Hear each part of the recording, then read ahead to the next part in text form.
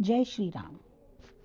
अपने वीडियो की सीरीज में अब हम बात करेंगे राम और सीता जी की विवाह के समय की आयु। हमारे धर्म के धर्म विरोधी तथाकथित पंडित जन भी धर्म का नाश करने में भागीदारी रहे हैं। वे विदेशी आक्रांताओं से प्रेरित हुए और उनके धर्म में प्रचलित कुप्रथाओं को हमारे समाज में भी मान्यता दिलाने के लिए प्रयास करते रहे।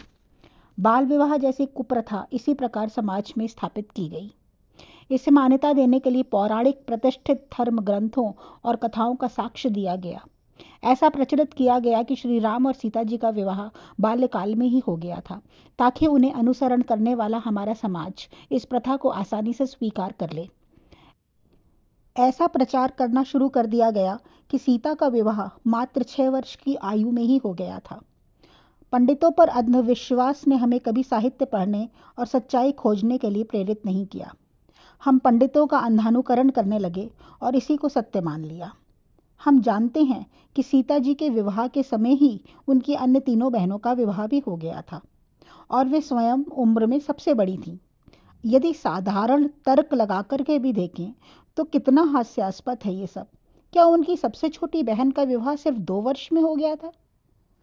वाल्मीकि रामायण और रामचरितमानस, इन दोनों ही पुस्तकों में राम जी और सीता जी की अवस्था के विषय में जगह जगह उल्लेख है।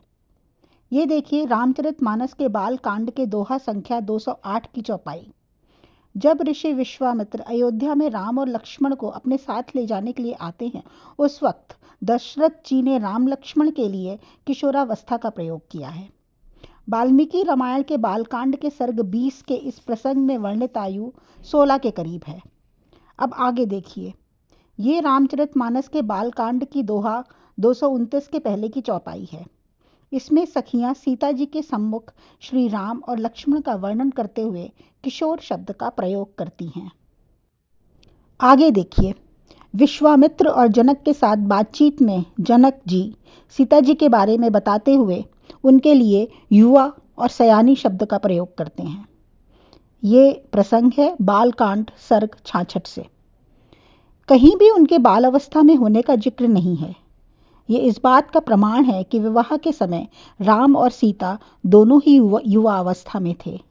देखिए कैसे हमारे धर्म ग्रंथों का हवाला देकर कुप्रचार किया गया और हमारे धर्म में कुप्रथाओं को जोड़ दिया गया। अगले वीडियो में एक और घटना की सत्यता को लेकर उपस्थित होंगे। जय श्री राम।